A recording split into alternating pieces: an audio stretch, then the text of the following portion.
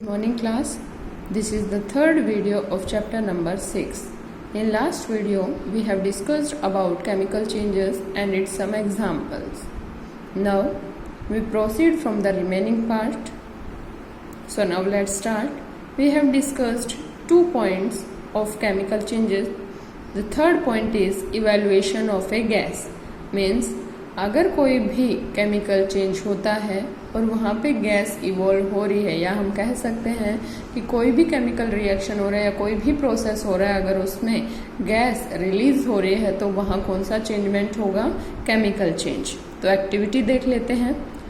Activity number 4, object means हम ये activity क्यों कर रहे हैं? To see the reaction between acetic acid and baking soda. Means किस किस के बीच में करना है हमें रिएक्शन? एसिटिक एसिड और बेकिंग सोडा की रिएक्शन देखनी है. अब यहाँ ध्यान रखें, एसिटिक एसिड को दूसरे नाम से बोला जाता है और विनेगर. जो विनेगर हम अचार में देखते हैं, पिकल्स में देखते हैं क्या कि वहाँ क्या होता है कि बोलते हैं कि सिरका डाला जाता है. जो सिरका होता है वो ही विनेगर होता है. मीन्स वो एसिड होता है. और कौन सा एसिड होता है? Acetic acid. तो यहाँ से पूछा जाए कि other name of acetic acid या other common name of acetic acid, तो क्या बोलोगे आप? विनेगर. उल्टा भी पूछा जा सकता है, what is the chemical name of vinegar? तो आंसर क्या होगा आपका? Acetic acid. क्लियर? तो रिएक्शन देखनी है किस किस के बीच में? एसिटिक एसिड और बेकिंग सोडा के बीच में. अब मेथड देखते हैं. Take half of a teaspoon of baking powder in a test tube. Means आपको हाफ टी स्पून किसका लेना है? बेकिंग पाउडर का एक टेस्ट ट्यूब में. pour 5 ml of acetic acid to it. और 5 ml एसिटिक एसिड उस टेस्ट ट्यूब में जिसमें बेकिंग पाउडर है उसमें क्या डालना है? एसिटिक एसिड डालना है. फिर आप क्या देखेंगे? एक gas comes out with A hissing sound. Means एक गैस इवोल्व होगी और किस साउंड के साथ? हिजिंग. जैसे स्नेक की आवाज होती है, स्नेक कई बार आवाज हिज की साउंड निकालता है, सेम उसी हिजिंग साउंड के साथ एक गैस इवॉल्व होगी. फिर क्या करना है? अब वो गैस कौन सी है उसको हम आगे देखेंगे. फिर आपको क्या करना है? Pass the gas through freshly prepared lime water. और फिर आपको क्या करना है? Freshly prepared lime water means उसी टाइम बनाया हुआ लाइम वाटर. लाइम वाटर नींबू पानी नहीं, क्या है? CaOH whole twice calcium hydroxide का सॉल्यूशन बनाना है और फ्रेशली बनाना है. ऐसा नहीं बहुत पहले का बनाया हुआ है या एक दिन पहले का, नहीं, उसी टाइम आपको बनाना है. और उस जो गैस हिजिंग साउंड के साथ इवॉल्व होगी उसको लाइम वाटर में से पास करवाना है. मीन्स उसमें रखना है, उसमें डालना है. Observe the changes. और फिर चेंजेस ऑब्जर्व करना है कि क्या रहेगा. अब यहाँ पे देखिए ये एक्सपेरिमेंट कर रखा है. एक टेस्ट ट्यूब लिया, टेस्ट ट्यूब में पहले बेकिंग सोडा डाला, फिर उसमें 5 ml क्या डाल दिया? Acetic acid.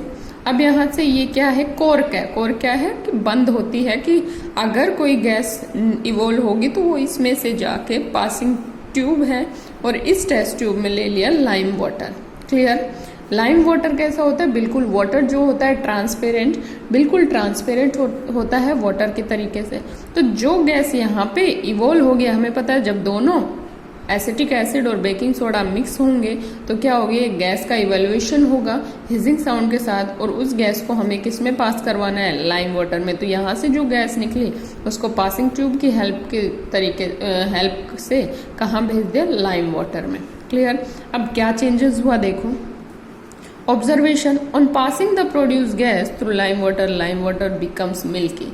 जैसे ही पहले ये लाइम वाटर कैसा था? बिल्कुल वाटर की तरीके से ट्रांसपेरेंट था. बाद में जैसे ही ये गैस पास करवाई तो ये लाइम वाटर कैसा चेंज हो गया? मिल्की. मीन्स मिल्क जैसा, बिल्कुल वाइट कलर का. ठीक है? तो पहले ट्रांसपेरेंट था बिल्कुल और फिर वाइट कलर हो गया. तो यहाँ से क्या हो जाता है कि लाइम वाटर इस गैस जो गैस प्रोड्यूस हुई उससे कैसा हो गया? मिल्की हो गया. It means carbon dioxide gas is produced. और जब भी कोई लाइम वाटर वगैरह मिल्की में कन्वर्ट होता है तो वहाँ 100% कौन सी गैस इवॉल्व होती है?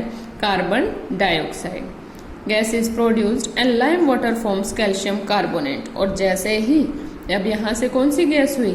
Carbon dioxide gas. दोनों रिएक्ट किया, एसिटिक एसिड और बेकिंग सोडा, तो कौन सी गैस इवॉल्व हुई? Carbon dioxide. Carbon dioxide gas इसमें से पास हुई. कैल्शियम लाइम वाटर क्या है? Calcium hydroxide. कैल्शियम हाइड्रोक्साइड में CO2 जैसे ही पास करवाई वहां रिएक्शन हुई और वहाँ फॉर्मेशन किसका हो गया आपका, कैल्शियम कार्बोनेट का। क्लियर। नेक्स्ट है result, the above activity show that by the reaction of acetic acid on baking soda carbon dioxide gas is produce. कि ये एक्टिविटी क्या शो करती है कि जब किस किस की रिएक्शन हो, एसिटिक एसिड और बेकिंग सोडा की, तो कौन सी गैस इवॉल्व होती है, कार्बन डाइऑक्साइड गैस। क्लियर। इसको हम रिएक्शन की हेल्प से शो कर सकते हैं, acetic acid plus baking soda और क्या इवॉल्व होता है, कार्बन डाइऑक्साइड गैस, और इसके अलावा कोई भी अदर प्रोडक्ट जो इससे रिलेट होते हैं। क्लियर। नेक्स्ट देखिए, फिर क्या किया हमने कि जो कार्बन डाइऑक्साइड इवॉल्व हुई थी उसको हमने किस में पास किया, लाइम वाटर में। लाइम वाटर में कार्बन डाइऑक्साइड को पास किया, क्या बना हमारे पास, कैल्शियम कार्बोनेट। जो लाइम वाटर था पहले, ये कैसा था आपका, देखिए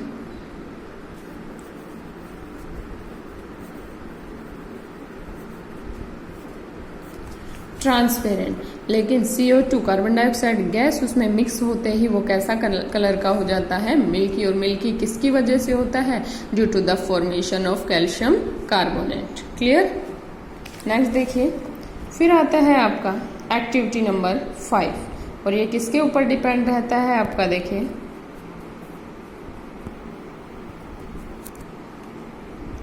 ये होगा आपका चेंज इन कलर। अब change in colour fourth point है आपका, इसमें देखिए एक्टिविटी नंबर 5,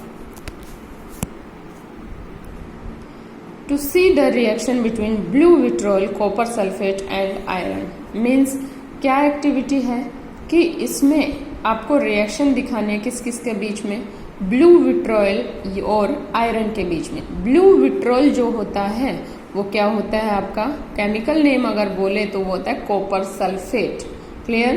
तो ब्लू विट्रोल भी बोला जा सकता है, कॉपर सल्फेट भी बोला जा सकता है। तो यहाँ से अब कॉपर सल्फेट का अगर कलर पूछा जाए तो कैसा कलर होता है, ब्लू कलर का। Clear.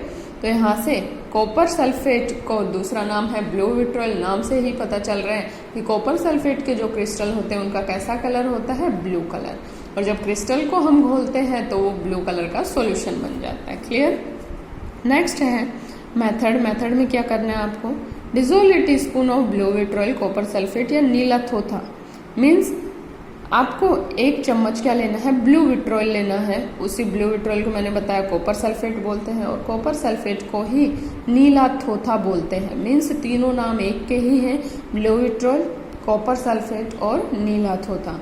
In about half cup of water in a beaker, एक आधे कप मीन्स आधा कप वाटर का लेना है, उसमें क्या करना है, 1 टीस्पून कॉपर सल्फेट क्रिस्टल डालने हैं, add a few drop of dilute sulphuric acid to it, और 1-2 ड्रॉप सल्फ्यूरिक एसिड के भी डालने हैं।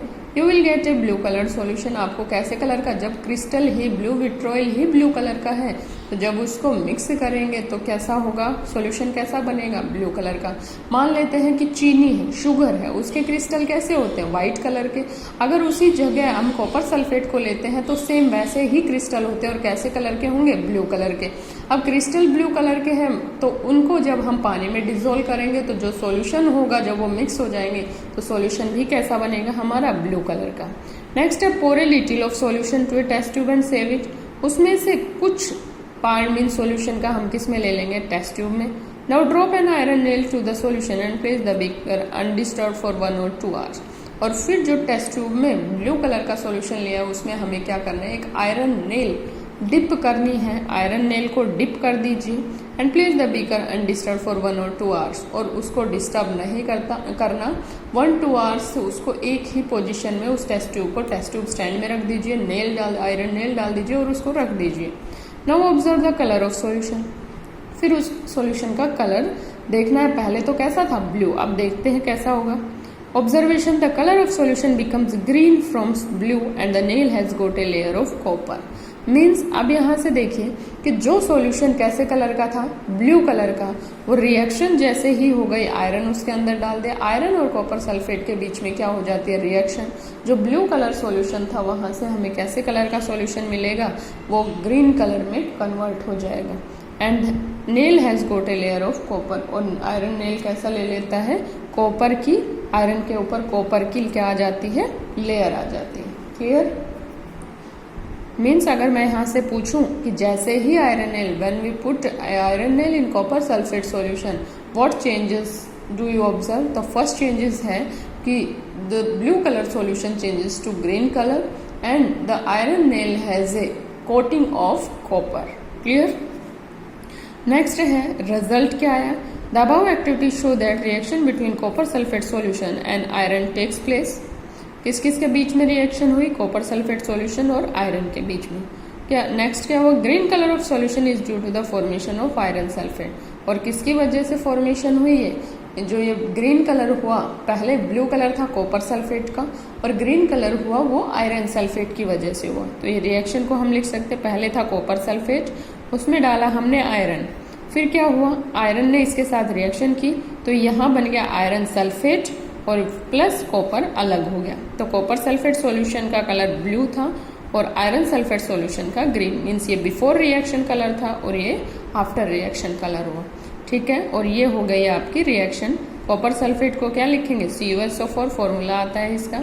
आयरन को Fe लिखते हैं, FeSO4 आयरन सल्फेट होता है और Cu कॉपर आ जाता है आपका। नेक्स्ट फिफ्थ आता है आपका चेंज इन स्टेट।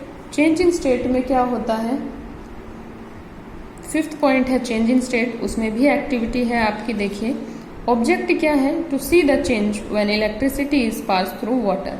मीन्स आपको चेंजेस ऑब्जर्व करने हैं जब वाटर में से हम इलेक्ट्रिसिटी पास करते हैं। मीन्स यहाँ पे भी क्या होगी? आपकी रिएक्शन होगी और स्टेट चेंजमेंट होगा। देखिए method using two electrodes when electricity is pass through water having some drops of acid, hydrogen gas is formed at one electrode and oxygen gas at other electrode. Means जब भी electricity किसी में से भी पास करवाते हैं वहां दो इलेक्ट्रोड की जरूरत होती है। इलेक्ट्रोड क्या होते हैं कि पॉजिटिव और नेगेटिव चार्ज इलेक्ट्रोड। मीन्स एक पॉजिटिव से कनेक्ट करते हैं और एक नेगेटिव से कनेक्ट करते हैं और वहां से क्या होता है? दो इलेक्ट्रोड होते हैं और उसको दो इलेक्ट्रोड को किस में डिप कर देंगे हम? सेपरेट मीन्स वाटर में। मान लेते हैं कि ये एक बीकर है, इसमें ये पॉजिटिव और ये नेगेटिव, मीन्स ये पॉजिटिव इलेक्ट्रोड है, ये नेगेटिव इलेक्ट्रोड है। इनको किस में? वाटर में डिप करना है और इनको क्या कर देंगे? बैटरी से कनेक्ट कर देंगे। तो यहाँ बैटरी से कनेक्ट ऑन करते ही इसमें क्या करेगी? इलेक्ट्रिसिटी फ्लो करेगी। और इस वाटर में क्या होना चाहिए? कुछ ड्रॉप एसिड की भी होनी चाहिए। तो फिर क्या देखोगे कि hydrogen gas is formed at one electrode. Mean जैसे ही हमें पता है H2O होता है तो उसका इलेक्ट्रोलाइसिस, जब भी इलेक्ट्रिसिटी जाती है तो कौन सा प्रोसेस होता है? Electrolysis process. तो यहाँ से फर्स्ट एक इलेक्ट्रोड पे तो हाइड्रोजन गैस फॉर्म हो जाएगी और दूसरे इलेक्ट्रोड पे कौन सा? Oxygen gas. तो इस रिएक्शन को हम दिखा सकते हैं। देखिए the reaction can be represented as given below. Water का इलेक्ट्रोलाइसिस हुआ क्योंकि इलेक्ट्रिसिटी गई है तो कौन सा प्रोसेस होगा? Electrolysis process. वाटर का इलेक्ट्रोलाइसिस हुआ तो वो सेपरेट हो गई किसमें? हाइड्रोजन प्लस ऑक्सीजन में। तो यहाँ से देखिए फॉर्मूले के बेस में H2O और यहाँ इलेक्ट्रोलाइसिस प्रोसेस और यहाँ से क्या हो गया? Hydrogen plus oxygen H2 plus O2 में। क्लियर? नेक्स्ट आता है आपका importance of chemical change. Importance of chemical change में क्या है कि केमिकल चेंज क्यों जरूरत होती है? केमिकल चेंजेस की chemical reaction takes place as a result of chemical changes and new substances are formed as a result of chemical reaction. Means chemical reaction होती है किसमें? केमिकल चेंजेस में, और एक नए सब्सटेंस की फॉर्मेशन होती है केमिकल रिएक्शंस की वजह से। So appropriate chemical reaction and their occurring process is necessary for the production of new substance. तो यहाँ से न्यू सब्सटेंस की फॉर्मेशन के लिए किसकी जरूरत होती है? केमिकल रिएक्शंस की। और केमिकल रिएक्शन की जरूरत कब होगी? जब किसी कोई केमिकल चेंज होगा। तो फर्स्ट देखिए कि कहाँ कहाँ केमिकल चेंज यूज होता है। Production of metal from its ore. जब ओर में से मीन्स जब खान में से हम कोई मेटल निकालते हैं तो वहां पे भी कौन सा प्रोसेस होता है? केमिकल प्रोसेस होता है, केमिकल चेंज होता है। A metal is extracted from its ore as a result of a series of chemical changes. तो यहाँ पे क्या होगा कि एक मेटल एक्सट्रैक्ट करते हैं किस में से? ओर में से, और वो भी किस तरीके से करते हैं? काफी केमिकल रिएक्शंस होती है, उसके बाद और में से मेटल एक्सट्रैक्ट किया जाता है। नेक्स्ट है second, useful organic compound such as plastic, detergent and drugs are prepared by chemical reaction. जो ऑर्गेनिक कंपाउंड्स हैं ज्यादा, तो ऑर्गेनिक कंपाउंड्स की जो फॉर्मेशन होती है जैसे कि प्लास्टिक, डिटर्जेंट, ड्रग्स वगैरह, वो भी किसके थ्रू होती है? केमिकल रिएक्शंस के थ्रू होती है। थर्ड पॉइंट है medicine are the end points of a series of chemical reaction. जो मेडिसिन वगैरह की फॉर्मेशन होती है वो भी किसकी वजह से होती है, केमिकल रिएक्शंस की वजह से। नेक्स्ट लास्ट पॉइंट है chemical compounds used in agriculture such as fertilizers, insecticides, pesticides etcetera are produce as a result of chemical reaction. जो केमिकल कंपाउंड जैसे एग्रीकल्चर में जो यूज होते हैं, फर्टिलाइजर्स, इंसेक्टिसाइड्स, पेस्टिसाइड्स, वो सब किसकी वजह से होते हैं, केमिकल रिएक्शंस की फॉर्मेशन की। केमिकल रिएक्शन होती है और उसी की फॉर्मेशन से क्या होते हैं, ये चीजें डेवलप होती हैं या फॉर्मेशन होती है। इसलिए इन सब चीजों में मीन्स मैं बोल सकती हूँ डेली यूज में जो भी काम आता है उसमें केमिकल नया प्रोडक्ट जहाँ पे भी बनता है केमिकल रिएक्शन होती है, और केमिकल रिएक्शन होगा तो वहाँ 100% कौन सा चेंज होगा, केमिकल चेंज। नेक्स्ट आता है आपका differences between physical and chemical change. मैंने डेफिनेशन तो बता दिया, लेकिन टेबुलर फॉर्म में अगर आपसे पूछ लें कि फिजिकल चेंज और केमिकल चेंज में क्या डिफरेंस है, तो वो आप ये बताएंगे टेबुलर फॉर्म में, टेबल के फॉर्म में। फर्स्ट फिजिकल चेंज में मैंने बताया there is a change in physical state and physical property of the substance. Physical change में किसका चेंजमेंट होता है, फिजिकल प्रॉपर्टीज का। केमिकल चेंज में किसका होता है, केमिकल प्रॉपर्टीज का और केमिकल कंपोजिशन का। मीन्स केमिकल प्रॉपर्टीज स्टेट वगैरह के अलावा न्यू सब्सटेंस की फॉर्मेशन। नेक्स्ट है कि फिजिकल चेंज में कोई नए सब्सटेंस की फॉर्मेशन नहीं होती, लेकिन केमिकल चेंज में नए सब्सटेंस की फॉर्मेशन होती है। नेक्स्ट है कि फिजिकल चेंज रिवर्सिबल होता है, कि पहले जो है जैसे चेंजमेंट के बाद दोबारा से अगर हम चेंज करें तो हम पहले वाली प्रॉपर्टीज पे जा सकते हैं। और यहाँ पे अगर केमिकल चेंज एक बार हो गया तो वो हो ही गया, दोबारा से हम वो प्रोडक्ट जो पहले थे रिएक्टर हम वो नहीं बना पाएंगे। मीन्स ये इरिवर्सिबल है, वापस वहीं नहीं जा सकते इसमें, और इसमें हम जा सकते हैं। Clear? That's all for today. Have a nice day. Thank you.